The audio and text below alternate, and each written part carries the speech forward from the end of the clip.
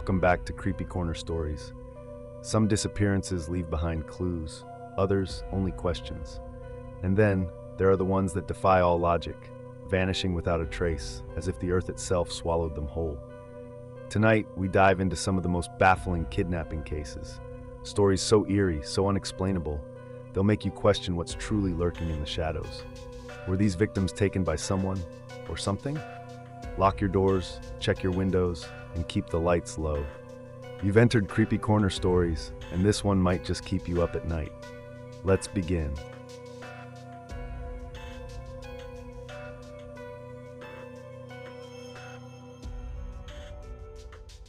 Story: The Disappearance of Lily Graves.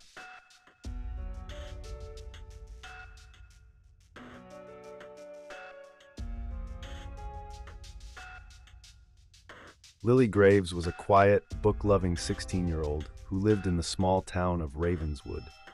She was the kind of girl who never got into trouble, always home before dark, always answered her phone, always followed the rules. But one rainy evening, she simply vanished.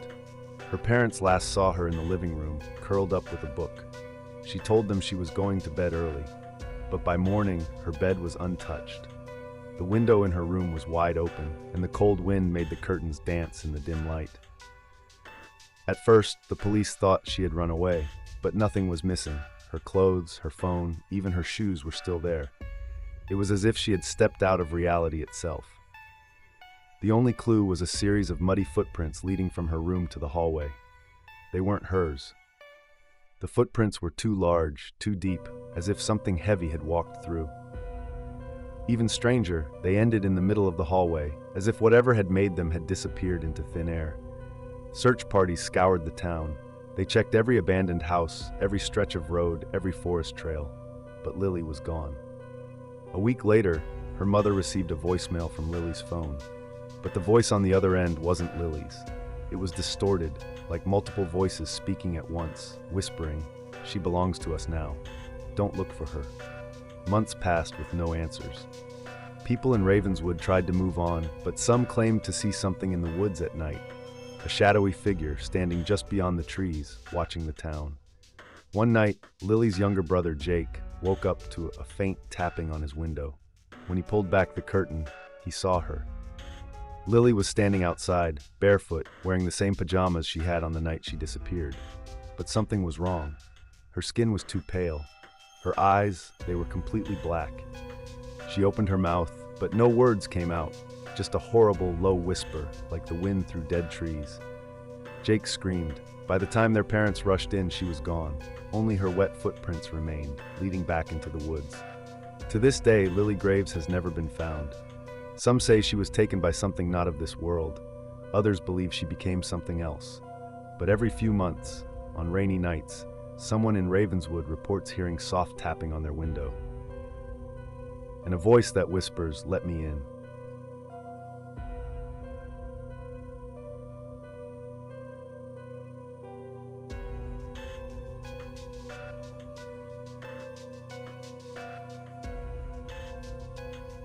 Story: The Missing Boy of Blackwood.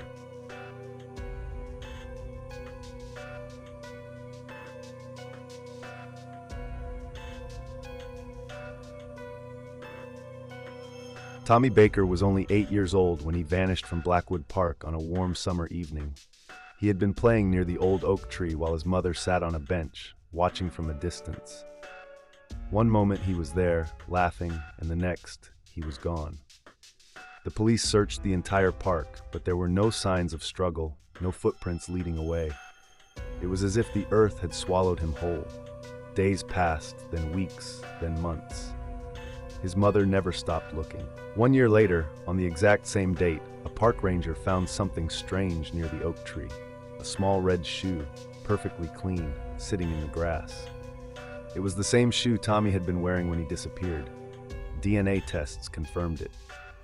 But there was something even more disturbing. The shoe looked brand new, as if no time had passed at all. The park ranger quit his job that same night. Some say he saw something in the woods, something that made his hands shake and his face go pale. Tommy's mother still visits the park every year, sitting on the same bench, waiting. And sometimes, late at night, people hear a child's laughter near the old oak tree. But when they turn to look, there's no one there.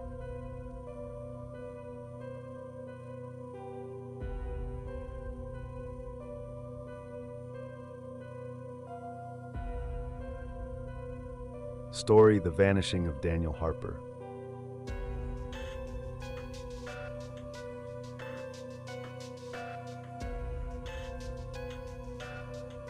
Daniel Harper was a 12-year-old boy who lived in the quiet town of Maple Hollow. He was a curious kid, always exploring the woods behind his house despite his mother's warnings. The woods were old, thick, and full of stories. Stories about people who walked in and never walked out. But Daniel never believed in ghost stories. One October evening, he told his mother he was going outside to play. She reminded him to be home before dark. He smiled, nodded, and ran off toward the trees. That was the last time anyone saw him. When he didn't return, his mother called for him. At first, she thought he was just playing a prank, hiding among the trees like he always did. But as the sun dipped below the horizon and the cold night air settled in, panic took over. She called the police. The search lasted all night. Neighbors, police officers, and volunteers combed through the woods with flashlights, calling his name. There were no footprints, no signs of struggle, just an eerie silence that made the trees feel like they were watching. Then, around midnight, they found a small clearing, deep in the woods, with Daniel's shoes placed neatly side by side in the center. There was no dirt on them, no signs that he had walked barefoot through the forest, just his shoes, as if he had simply stepped out of them and vanished. That's when they noticed the symbols. Carved into the trees surrounding the clearing were strange, twisting symbols no one could understand. They weren't words, not in any known language. Some of the officers swore the carvings were fresh, as if someone or something had made them only moments before. One officer, an older man who had lived in Maple Hollow his whole life, refused to go any further. He whispered something about the Hollow Man. The legend had been around for centuries. According to old town stories, there was something in the woods, a faceless figure that called children by name. It didn't take them by force. It simply whispered to them over and over until they followed. And once they did, they were never seen again. Daniel's mother didn't believe in legends. She refused to stop searching. For weeks, she wandered the woods alone, calling for her son, but there was no answer. 3 months after Daniel's disappearance, his mother found a small package on her doorstep. No name, no return address, just a plain brown envelope. Inside were 3 Polaroid pictures. The first showed Daniel's bedroom window, taken from outside. The second showed the clearing in the woods, with Daniel's shoes still sitting there.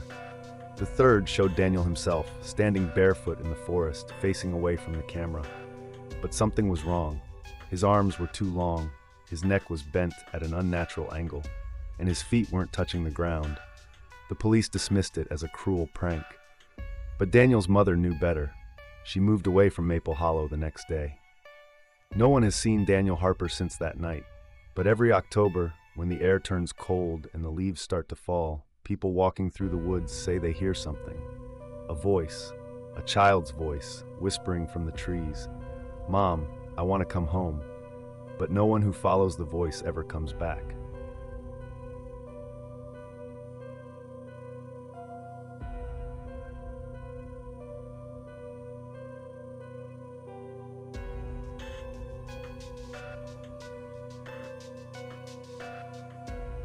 Story: The 315 Bus.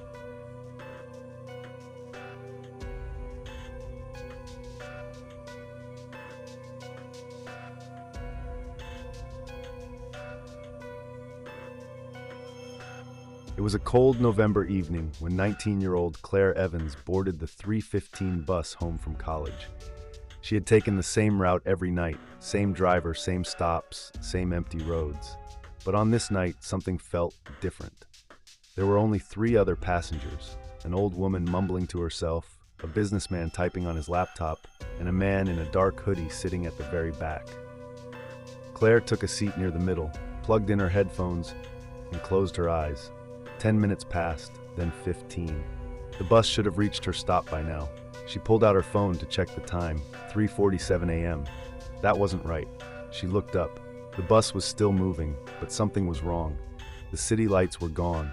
No street signs, no houses, just endless roads stretching into the dark. She stood up and walked to the front. "Excuse me," she said to the driver. "I think I missed my stop." The driver didn't answer. He kept staring ahead, hands locked on the wheel. His skin looked pale, too pale, like wax. Claire turned to the old woman. "Do you know where we are?" The woman slowly looked up. Her eyes were black, not dark brown, pure black. Claire stumbled back, heart pounding. She turned to the businessman, but he was gone. So was the man in the hoodie. It was just her, the driver, and the old woman with those empty black eyes. She ran to the doors and banged on them. "Let me out!" she screamed. The driver finally spoke in a voice that was not his own. "We never stop." Claire turned back just in time to see the old woman smile, her mouth stretching too wide, teeth too sharp. The last thing she heard before everything went black was the screeching sound of brakes that never came. Claire Evans never made it home that night. Security footage at the bus stop shows her boarding at 3:15 a.m. But the strange thing is, that bus was found abandoned 3 days later. No driver, no passengers, just sitting in the middle of an empty road that didn't exist on any map. And on the window, written in Claire's handwriting, were 3 words: "It took me."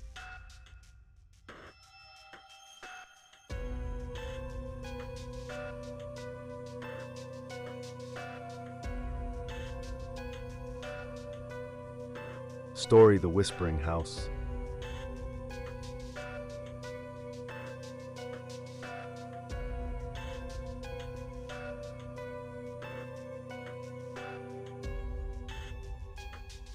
The old Wilkins house had been abandoned for years, standing at the edge of town like a forgotten ghost.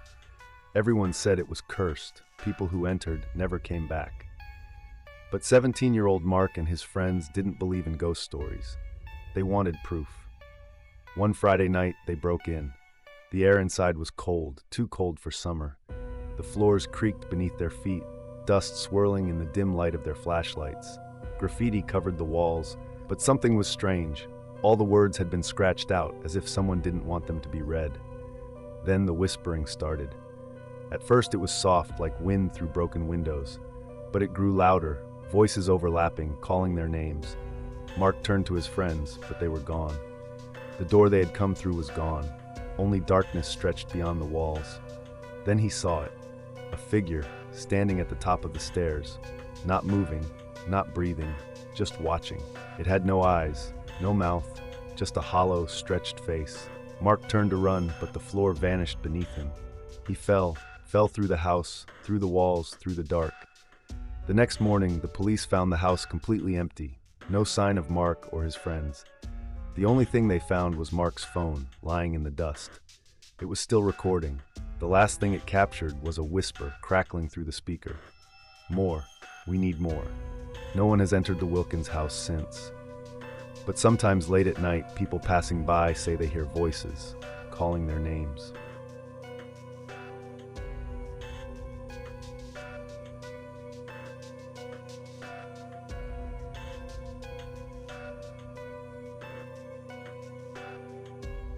Story: The Man in the Vents.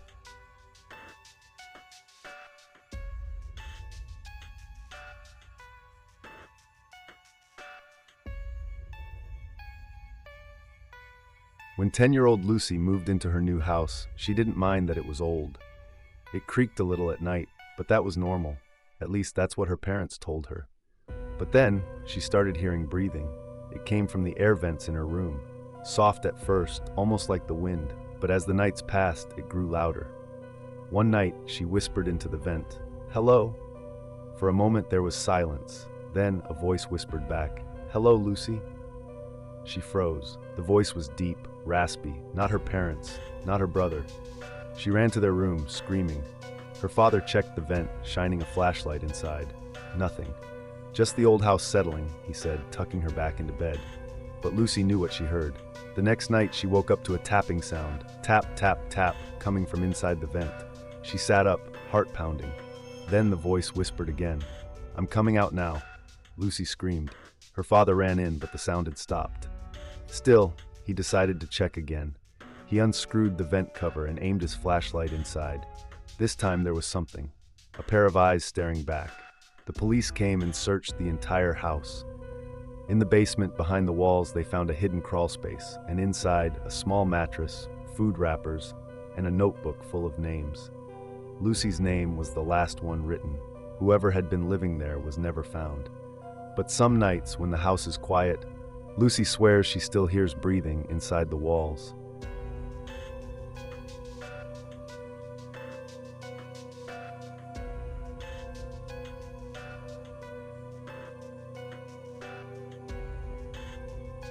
Story: The Wrong Parents.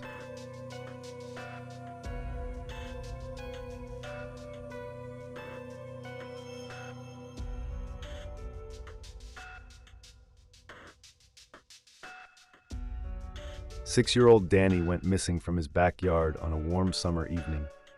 His mother had only looked away for a second, 1 second, and he was gone. The entire town searched for him. The police combed through the woods, checked every house, every abandoned building, but Danny was nowhere to be found. Then, 3 months later, he came back. One rainy night, his mother heard a knock at the door. She opened it and gasped. Danny was standing there barefoot, shivering, wearing the same clothes he had disappeared in. Tears streamed down her face as she pulled him into her arms. "Where were you? Who took you?" Danny just stared at her. His eyes were dull, his face blank. "I was with them," he said softly. His parents called the police, but Danny couldn't or wouldn't say anything else. No one knew where he had been. He wasn't hurt, he wasn't malnourished. It was like he had never been gone. But something about him was wrong. He didn't remember his favorite toys. He didn't laugh at his dad's silly jokes, and he never called them Mom or Dad anymore. Then one night, his mother tucked him into bed and kissed his forehead. As she stood up to leave, Danny grabbed her wrist, hard. She gasped, "Danny, you're hurting me." His grip loosened, but he looked up at her, eyes dark, empty. "You're not my real mom," he whispered. Her blood turned cold. "What?" Danny's lips curled into a small, eerie smile. "They said my real parents are still waiting for me." She barely slept that night. The next morning, she went to wake him up, but his bed was empty. His window was open. Danny was gone. This time, he never came back.